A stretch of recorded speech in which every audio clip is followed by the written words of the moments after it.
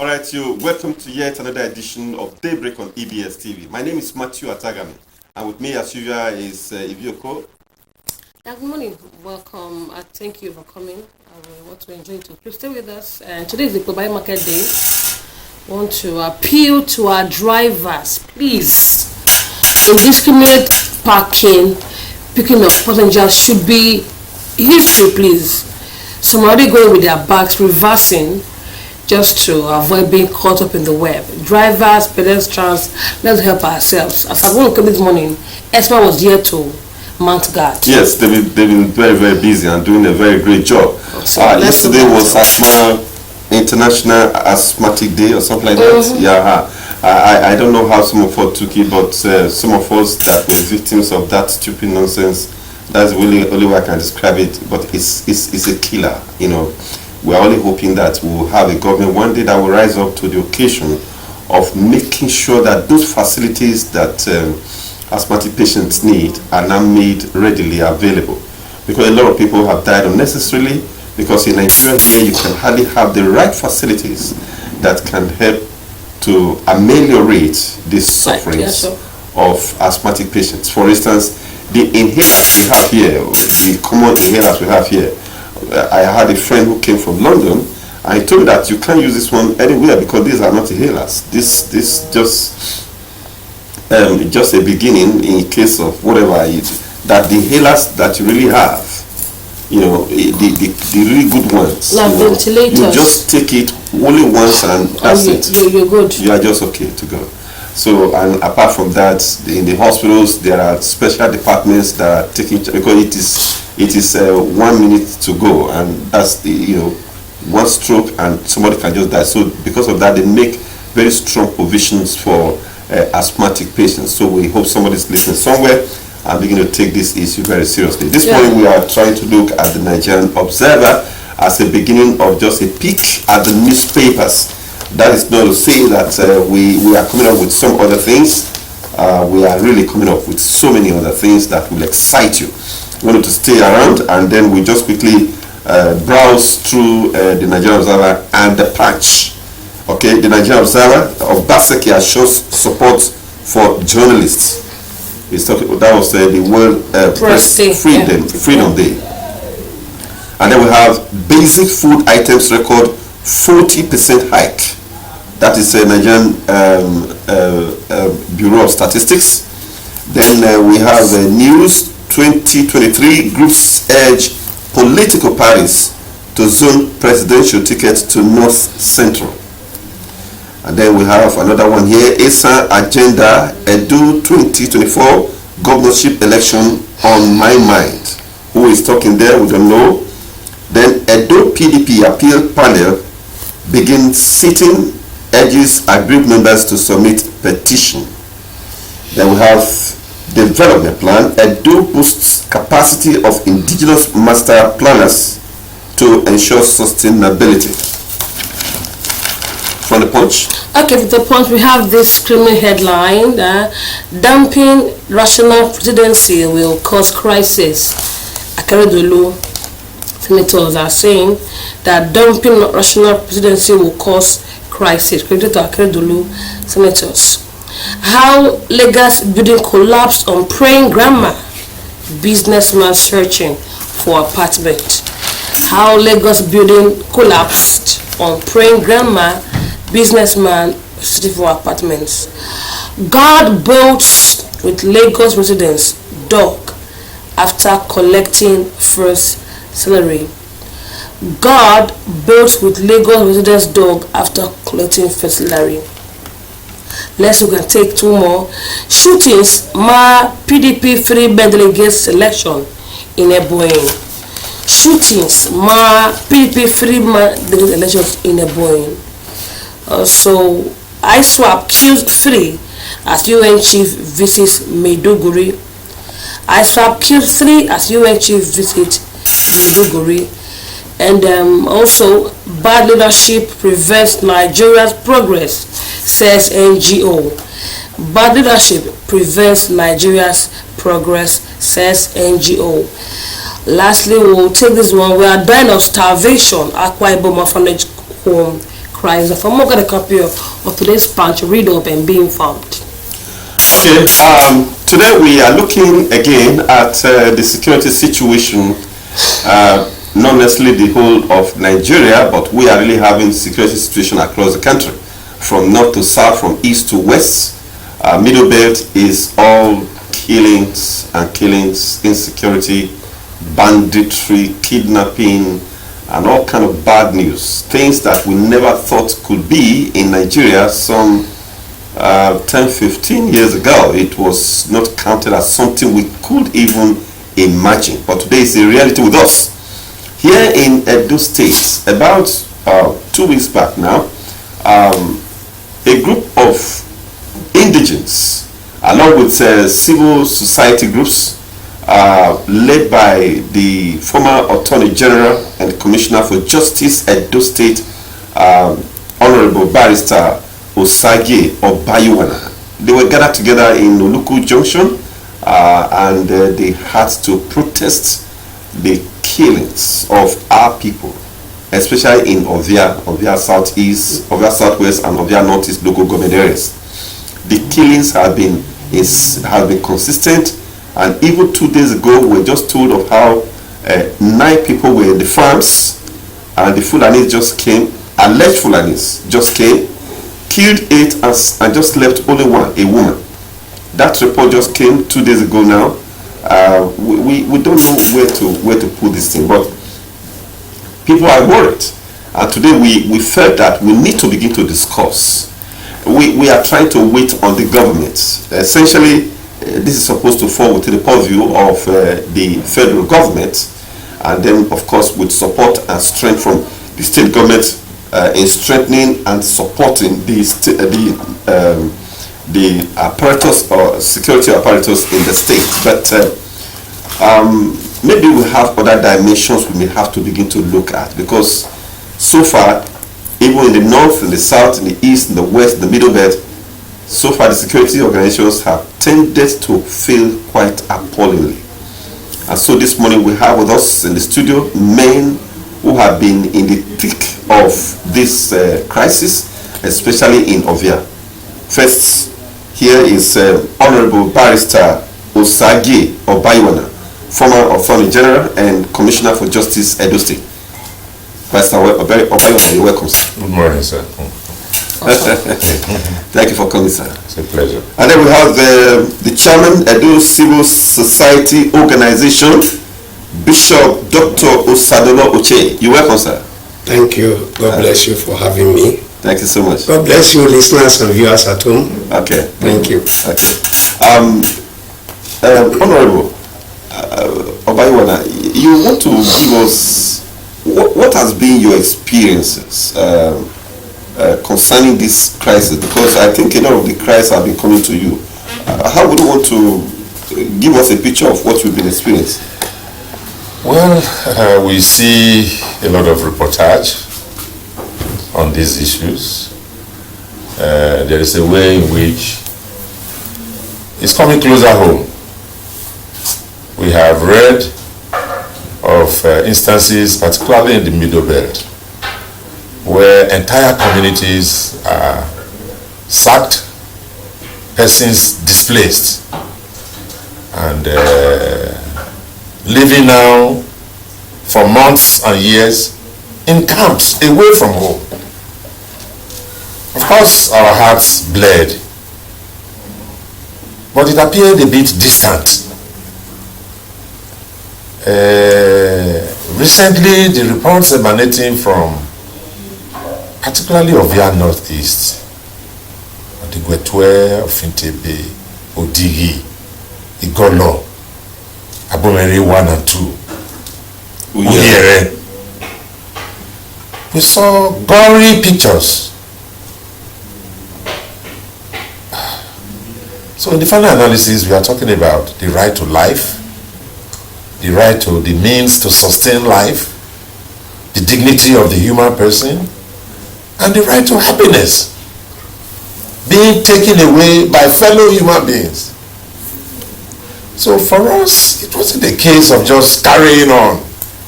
A new day comes up, Oh, we get dressed up and we go to court. People go to their offices.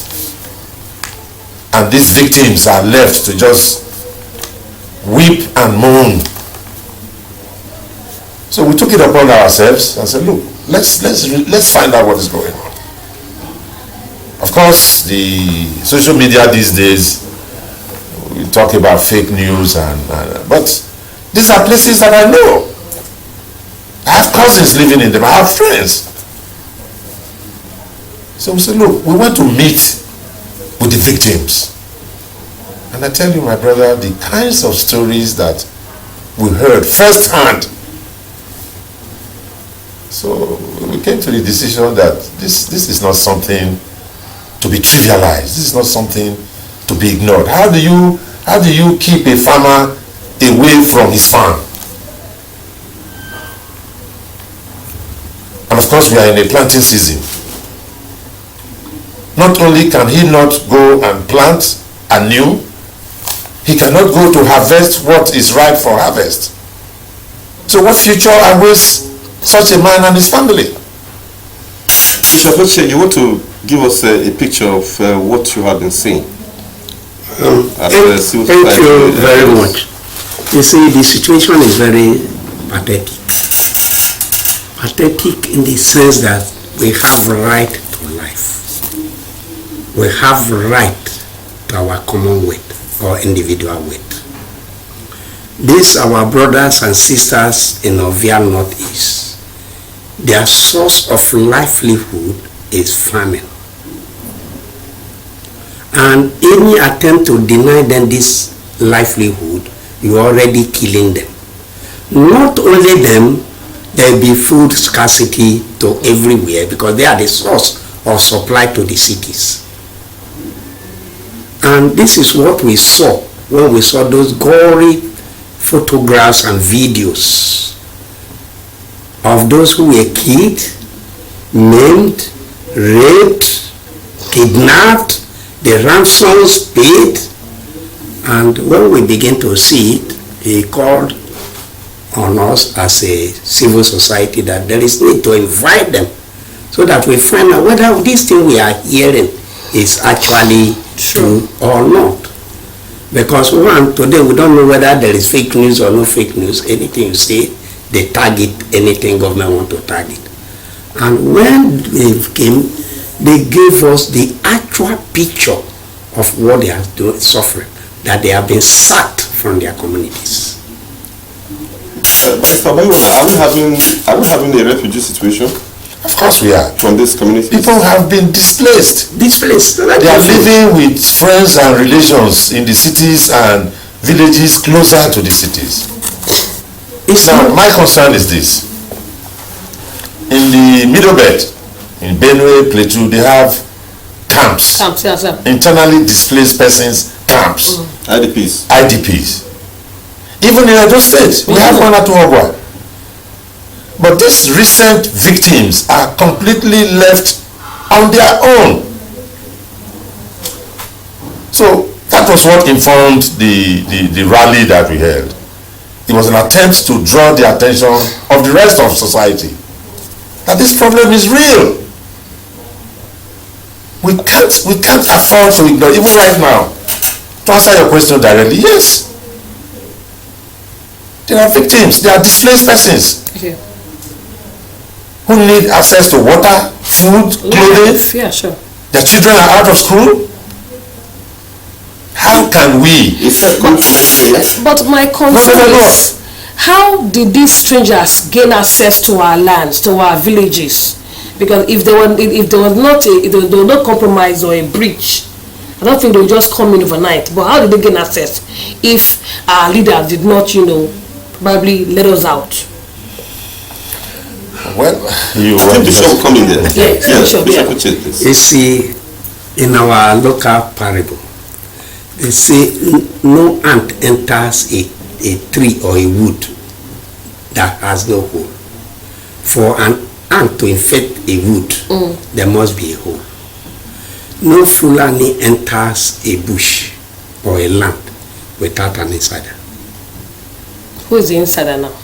The insiders of these ones in Ovia Northeast, and particularly areas they are now operating, are the Enogi of the environment, the Ojowe, and some of the Okaigele, who have given them land and say, okay, you can be grazing. They gave condition. Some were giving some money, giving cow, and say we'll be leading it. When it gives birth, it's your own. So annually we come and pay royalty. Ignorantly, they accepted, not knowing the condition. That this set of people, if you give them one pool, they claim 10,000 kilometers. That was the entrance in Ovia Northeast.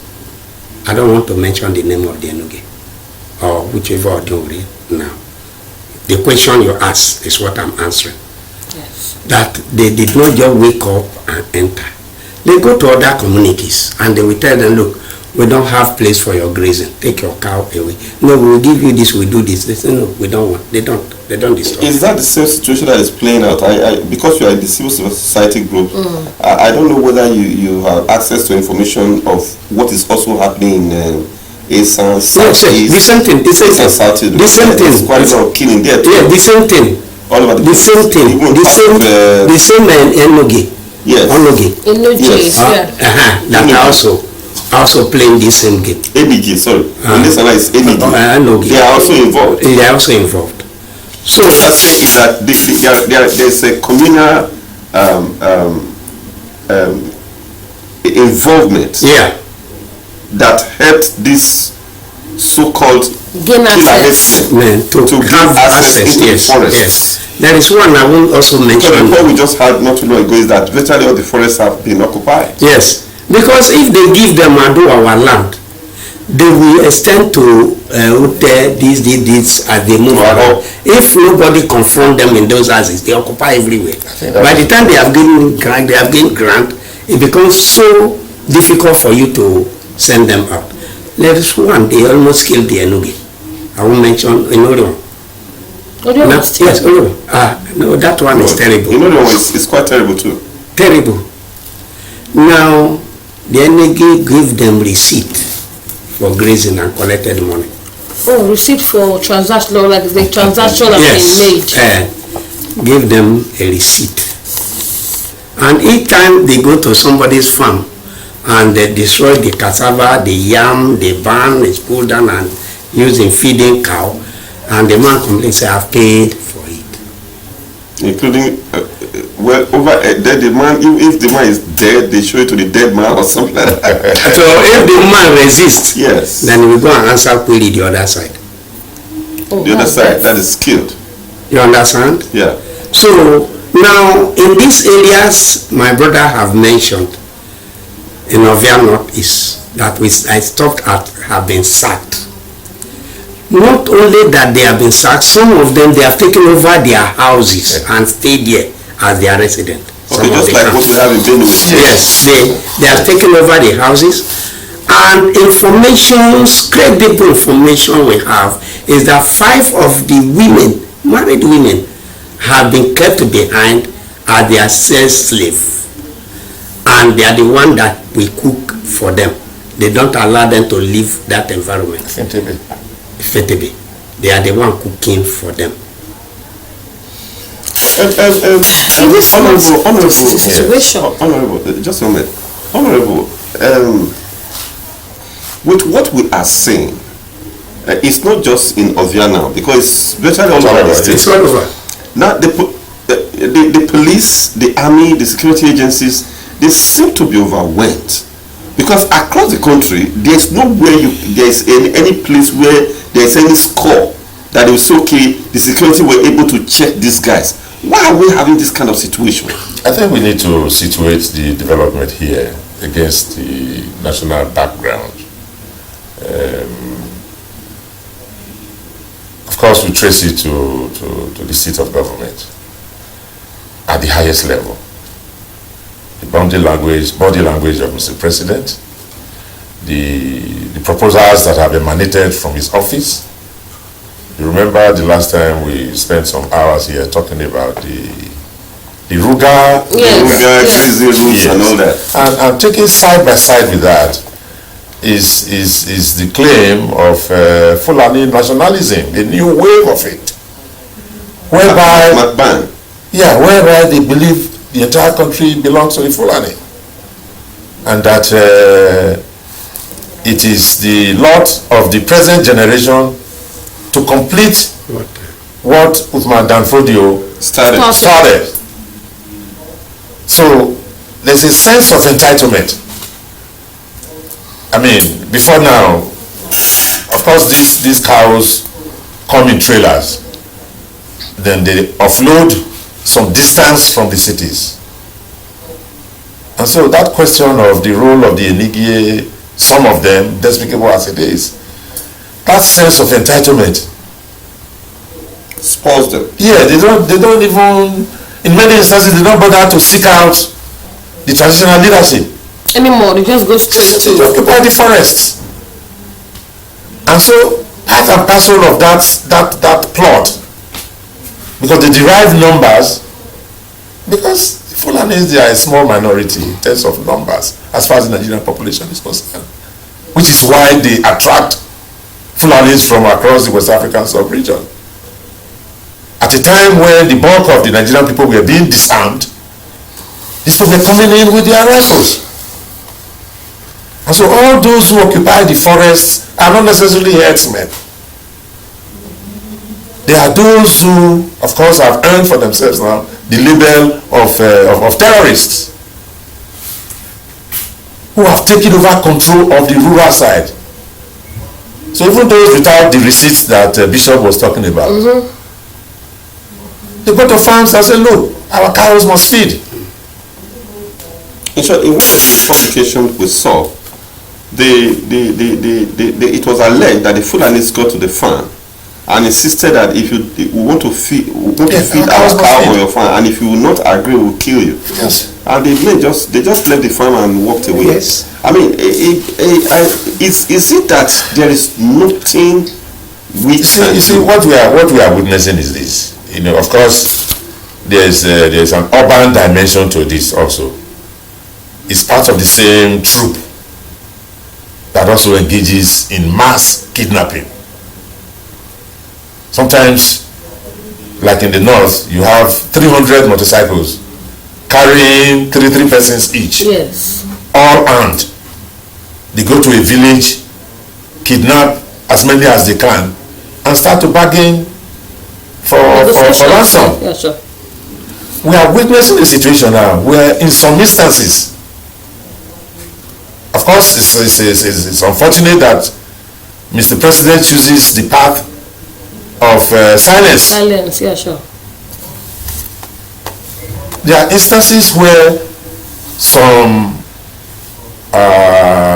enclaves where these terrorists are being bombed by the Air Force. There have been instances in the north now. Yes. There have been instances where they have also met their Waterloo. So the issue now is that practice has to be generalized nationwide. And not just the north. Yes. Now the section of the forests, of their forests, Yes. along Akure Road up to Okohu Road, it's a huge forest area there. We know they are in there. So with the use of science, there can be greater precision as far as the location is concerned. So perhaps this is where the question of the will to act comes from. For us in civil society, we are saying that this problem just must not any longer be ignored. So to send policemen and soldiers there to patrol and In leave the hotel. without going in is no longer acceptable. I mean, we heard of We this heard of it, ridiculous yes, that soldiers were calling, is it Odigwetu or something? They were Yes, they were yeah. lodging in And then jail. the soldiers went to go and lodge in a hotel. At the expense of the victims. Of the victims, of the villagers. Bishop I've never heard of Uche, such a thing. it is not like a connivance here between let me give you security forces who are supposed to protect asset properties against Or outsiders. is it Is there lapses or this is connivance? This is connivance, not lapses. Okay. Outright connivance. One, in the same Ovia, forgotten the community now, maybe you remind me. Soldiers were mobilized to go after this strangers. Yeah, some time ago. Some time ago. They gave them 2 healers. They got to the bush. They shot a Fulani, which a Buhari called bandit. For me, there is no law against banditry in Nigeria. That is why I can't arrest anybody and charge him to court. We have law on terrorism. But because he wants to protect his own, they are classified as bandits. Now, when they now shot... Okay, no, but I think in recent times, they began to use the word terrorist. Yeah. I mean, there was an order that the Honorable Attorney General Federation procured from the court. Of course, there's a law against murder. It's not been implemented. That's what I'm saying, sir. That law he procured from the Federal High Court Abuja is not being implemented. That's the issue. If law you procured is not being implemented, it's no law. Well, the president is the lack of will. That's the point. The issue is connivance, not lack of will. Not. Maybe they are the same thing. They are the same thing. Connivance. Okay. One. You spoke of the case where they shot. Yes. Now. The soldiers. Yes. The soldiers. Now, Fulani soldier among them revolted that the instruction given to them is to arrest any bandit and not to shoot. To kill. Or kill. And because of that, he set fire on the 2 healers' jeep. Now that he set fire, what was done to him? Nothing. If there was no connivance, would something not be done to him? That's already mutiny in military terms. In our state. And it was not the commander. It was not the commander. That's mutiny, isn't it?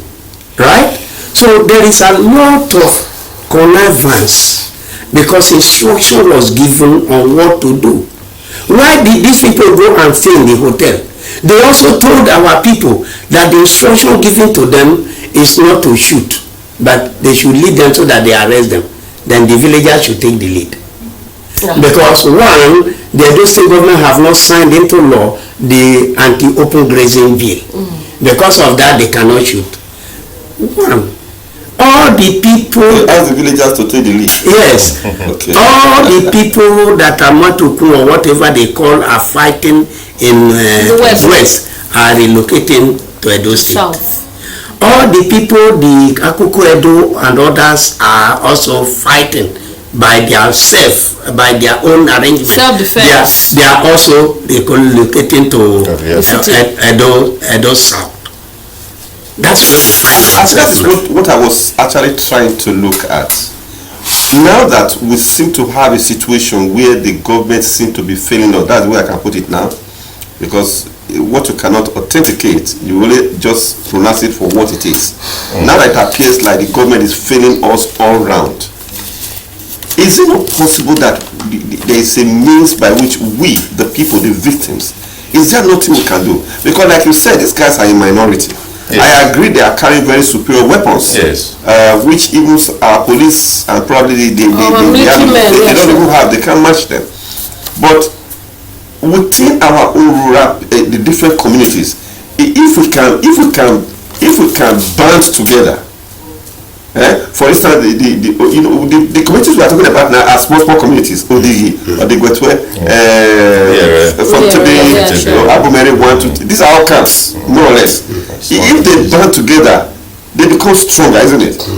Can they not do something? Because as it is now, the police, the army, they can't be in the farms. Why not? The police will go and stay in the farms? Until the problem is taken care of, yes. The primary duty, sir, yes, sir, of government, the #1 responsibility is protection of life and property. The security and welfare of the populace is the reason for government's existence. So we are not going to gloss over that. That's the point. Yes, there is room. Yes, I just agree with that. Yeah, there is room for self-defense, no doubt, which is the first law of nature. Yes. Yeah, but we don't want to have the government shirk its responsibility. Yes, that's true. I say, look, go and defend yourself. So What people have been saying that anyway. yes. It's not the right thing. I mean, another ready excuse that we come face to face with on an ongoing, as an ongoing phenomenon is this question of, well, after all, the federal government is in charge of the armed forces and all of that. Yes. Mr. Governor is only chief security officer in name and all of that. The responsibility reposed by the Constitution on Mr. Governor is not by that reality excused. We would like to hear a situation where, along with the victims, Mr. Governor is yelling for help. Now, permit this life, diversion. Isn't it true that Mr. President had said anybody that is seen with an AK-47 rifle deserves to be shot aside? On site, yes. Yeah. So why are we not enforcing that? What plan, what articulation has emanated from Government House, BENIN, on this very issue we are discussing? So is it possible that sorry sir, let me just quickly come to Bishop Oche. Is it possible that with what you just said just now, there is conspiracy? The army itself is within itself, against itself on this matter. Do you see the possibility that even the governor can change the situation? Yes, if he's willing. If he's willing, he will equip it. Yes. If he's willing, he will equip the Air Force. If he's willing, yes, he will equip the ministry, the military. If he's willing, he will equip the police and give a direction. He have a security network. He will join the security network to do monitoring, whether they are carrying out speeding or not. Are you hearing? But when that is not done, it's okay, we will give you 50 million, go and walk. And the man goes around, drive around the community and come back. And you did not ask question. Then that's the end of it. So he has a body, he has a responsibility to protect us. Okay, Honorable. We hear from Governor Otom. Okay. Almost on a continuing basis. Yeah, sure. Has our governor spoken to the Edo people over this issue so far? Okay, but there's something I just wanted us to look at. There was a time, because you spoke about Air Force and helping to arm the police and resident, because these are not cheap things we are talking about now. For instance, AK-47, I'm told that it's almost close to 2 million naira now. Certainly. If you take 2 million away from about what's the security vote now, it may not be Mr. Governor's responsibility. We have sufficient reports that in those states here, for instance, the governor has been helping to equip the police. Yeah, patrol vans, maybe communication equipment and resident, and also boats for the riverine areas. Yeah, sure. Have been provided. I don't know whether you have. No, we are aware. They have been provided. Now, because we are also looking at the situation on the ground, like you are saying that, okay, maybe there is need for increased communication between the government house and the people. Yes. And that one is visibly absent for now. Yes. But we have always known that government to be quite a very talking type person. Are you sure that's not the situation we're facing here? The situation is dire. Is that? Yes. And it just has to be addressed publicly. We are fortunate to have a proactive, because there's been a change in recent times, as far as the office of the CP is concerned, Commissioner of Police. Yes. We have had the privilege of meeting with him, and he comes to Edo State with a lot of experience, having served in Zamfara and Imo. I think Enugu State too. And those areas have been troubled for a very long time. Yeah, so he has seen the worst form of, and in fact, when I saw the footage of his visit to Mr. Governor, the other day, and he talked about Ovia. But unfortunately, it's like Mr. Governor was silent about Ovia.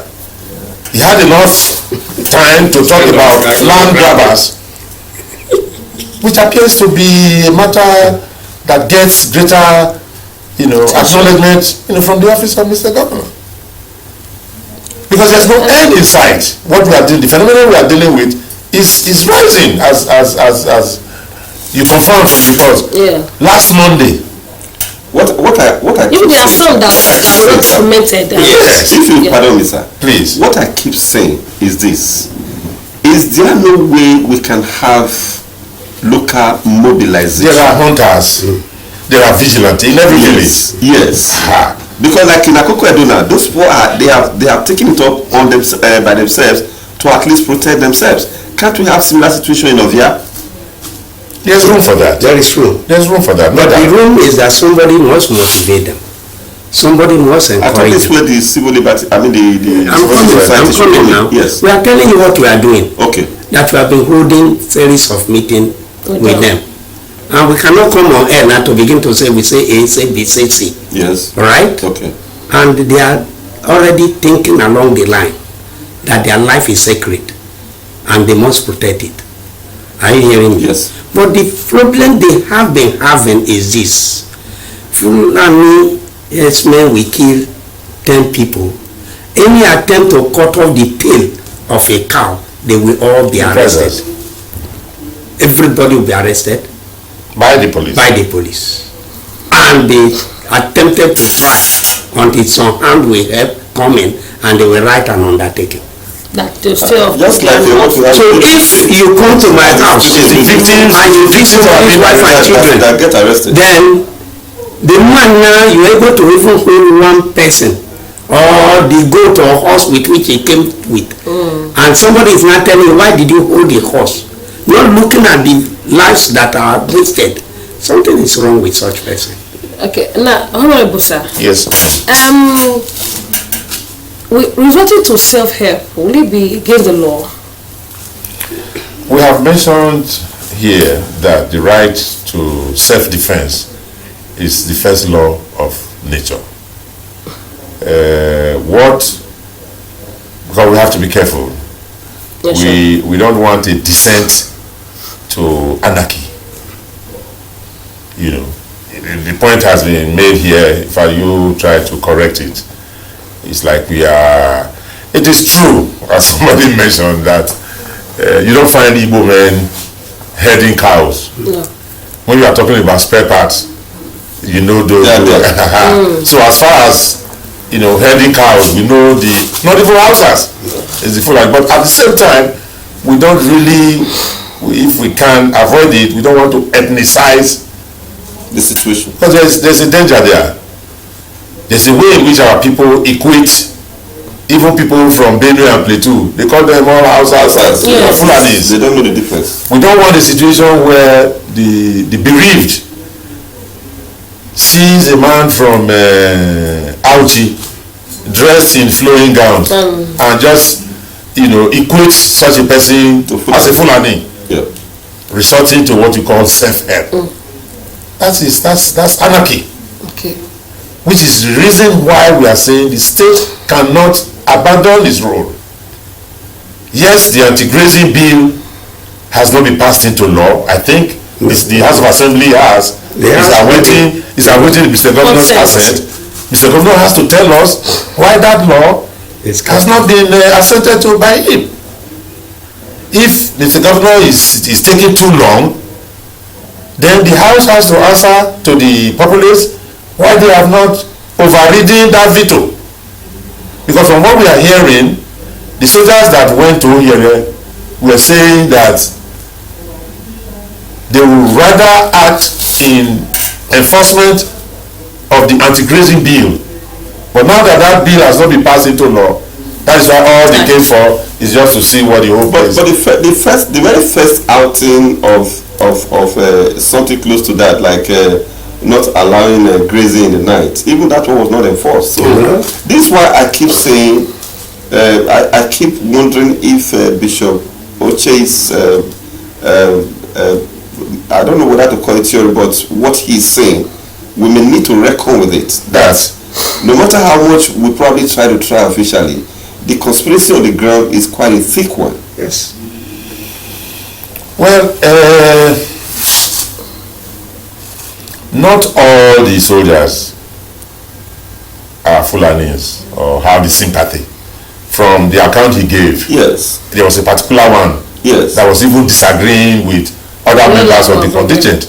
But he succeeded in getting away with it. Well, that's why we trace the source of his encouragement all the way to the highest seat. Yes. What we are witnessing, this Fulani, the resuscitation of Fulani nationalism. Yes. We know what happened in the Democratic Republic of Congo. Yes, Central African Republic. Yes. Whereby, because that is the risk, whereby the people rose up even with their crude weapons. And at the end of the day, we know how that ended. It was so bloody.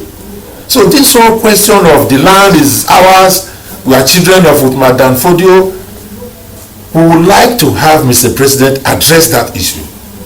We have long passed that stage. Nobody can come to it. At least I, from my research, I know of 2,000 years of Benin history.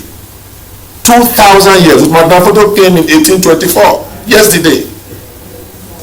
Was there any time that the Fulanis had control over Edo land? No. This late in the day, somebody will come say the land is ours, we are going to take it over, whether you like it or not. It's a challenge. Which is the reason why we are drawing the attention of every son and daughter, every resident, because it's not only Edo people that are at risk. The gentleman whose pictures is viral, Sunny Bowman at Odigwetwe. Yes. So our people have had a history of accommodation. There are people from Benue, there are people from Igbos who grew up in Odigwetwe. They have been farming quietly. But when somebody is slinging an AK-47 and say, look, your sweat is food for my cattle because I own the land anyway. That is unacceptable. Please, I will just take the eventually coming to the last comments now. Is there any suggestion you want to give? Because we are seeing the dimension of this thing. Now, like you said, farming is a threat and it's a reality. Yeah. Because if people are not farming, you know, the total dimension here, sir, is that if people are not farming and there is hunger, then there is a kind of vicious cycle coming out. Sure. Because it could create people, it can become a situation in the society because a hungry people become angry, and then it will become something that displaced people who are not it will be beyond what can be controlled. We are even having a situation like that in the Middle Belt now, where we used to have food, all of them are being displaced. What is the implication of this, sir, for this country? You asked for the solution. Yes, sir. We have been able to identify the problem. And we've been speaking on the problem. The first remedy is that Mr. Governor should call for a town hall meeting. Okay. For all stakeholders, all Lenige, all Odinwe, His Royal Majesty, the religious leaders, the civil society must be involved. And it should give us an agenda to address. We will do a write-up, not coming to talk. Each group should be called. Should be called to speak on their own position, what they want in Edo State.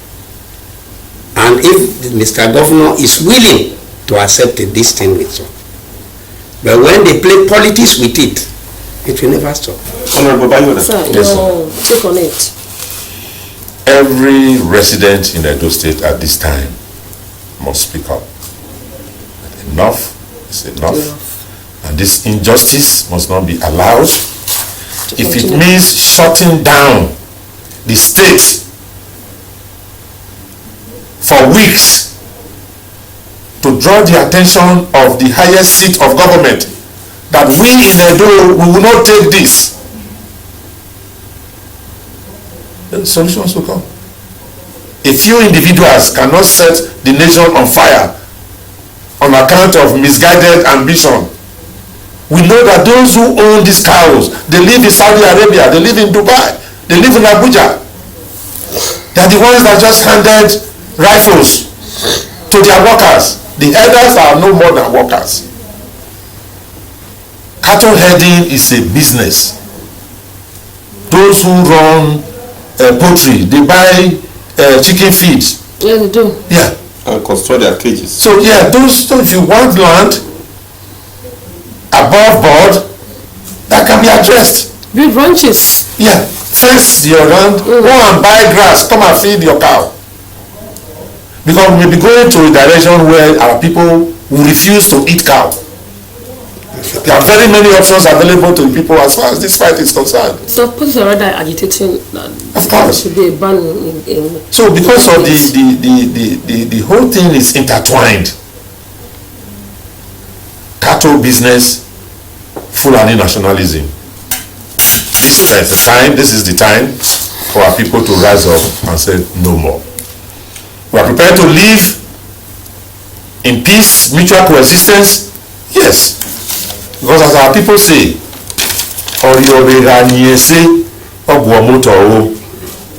if a visitor behaves well, he's welcome.